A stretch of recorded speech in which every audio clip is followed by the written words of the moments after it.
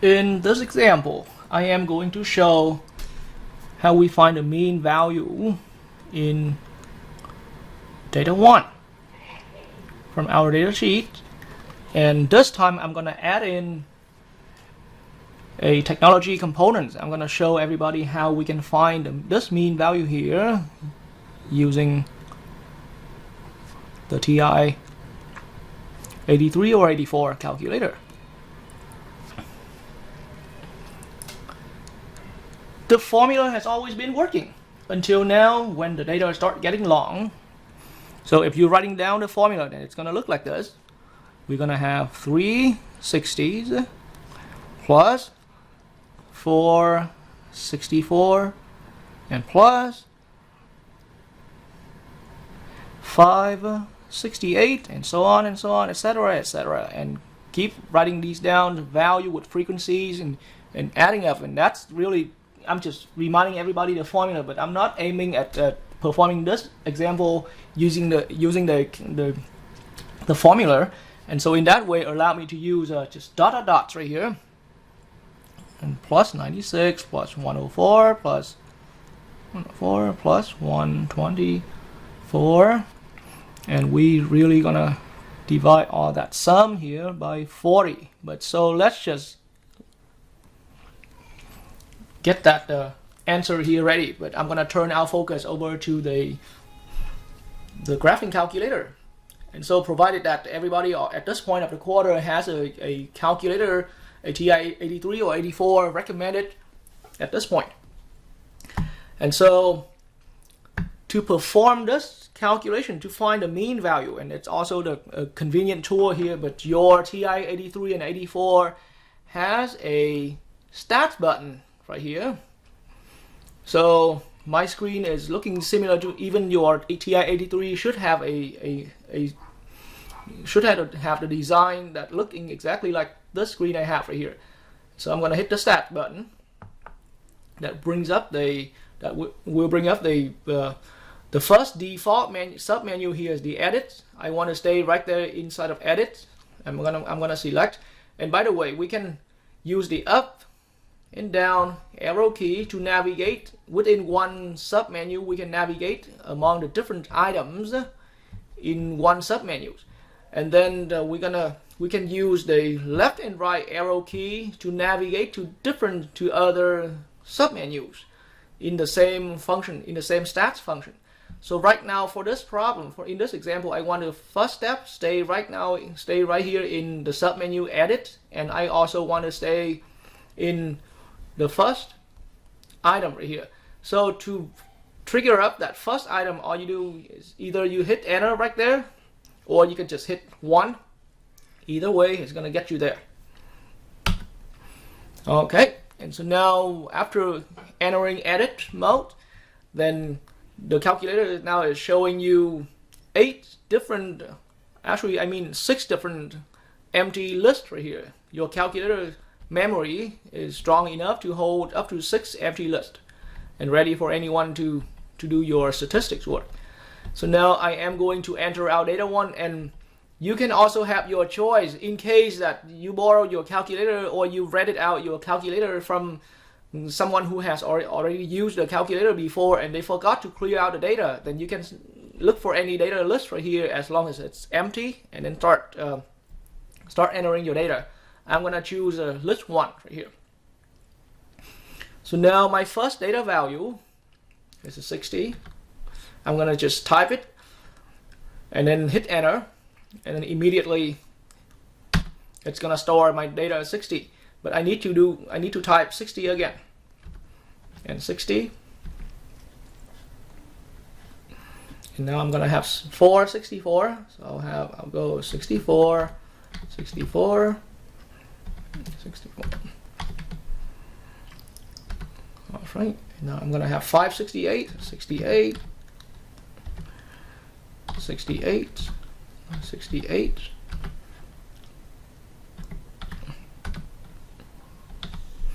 All right. And then I'm going to have 872, 72,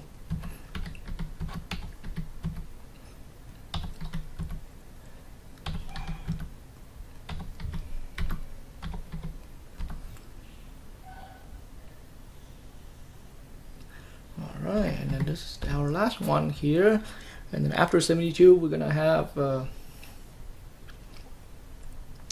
I need to remind myself, but we will be looking, we are having 676, 76,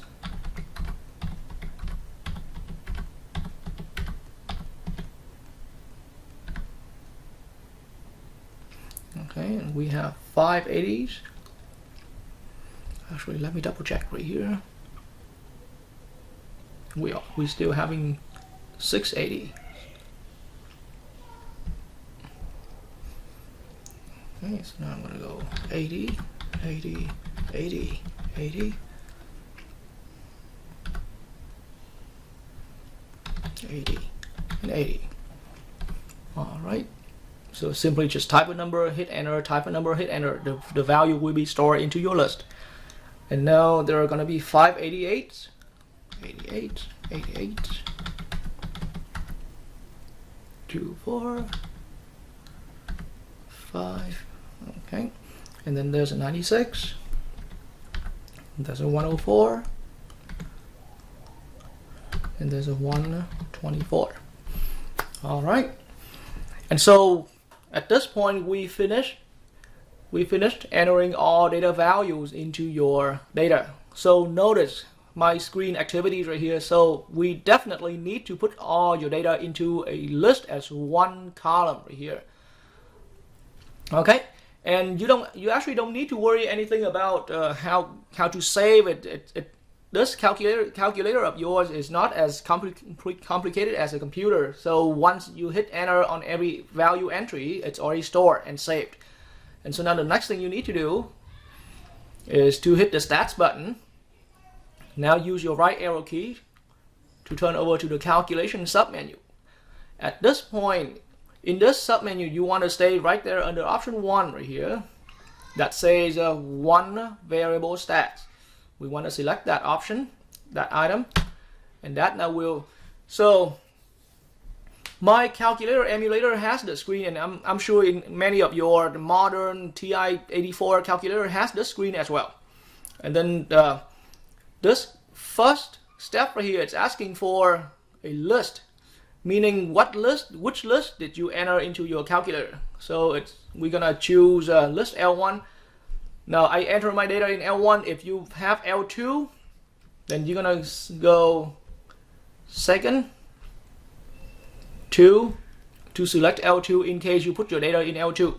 But once again, my data was in L1. So more practice for you. I'm gonna go second 1. And now I'm gonna hit enter. I'm gonna hit enter again, simply skipping the frequency list here. And now when my blinking icon is highlighting the calculate command right here, I'm gonna hit enter one more time. And the calculator will start executing, and now here's the result right here. So the first line right here, and you guys hopefully notice that that line here that says X bar right there. Okay, even the calculator is using the same symbol with what we are learning here. And so back into our problem. So now concluding it, the mean value index, saving us from doing all the adding up through the formula, which will also give you the same answer. But now with the calculator, we have the answer now pulled up being 76.3. Now for this problem, in this example, probably some of you out there who are viewing this video are not very convinced in terms of how technology can save you time. Of course, in terms of time efficiency, this problem, your calculator is not that effective yet. However, think about in some other and much bigger data, then it's gonna start being faster. And besides, the idea now is that back to your calculator. The good thing with this calculator is that once you store your data, it won't be lost unless you purposely delete it. So now anytime you hit the stats button here and go back to edit, stay in edit submenu and click edit, your data is still there. And so in the next example, in the next work that I'm showing you other work that other value calculating from this data, then you're gonna understand that this one time that we're investing our time entering all the data values and having it stored in the calculator, it's going to stay. And it's to me, usually I call that it's a one-time investment, because we can have so much, we can reuse this work later on.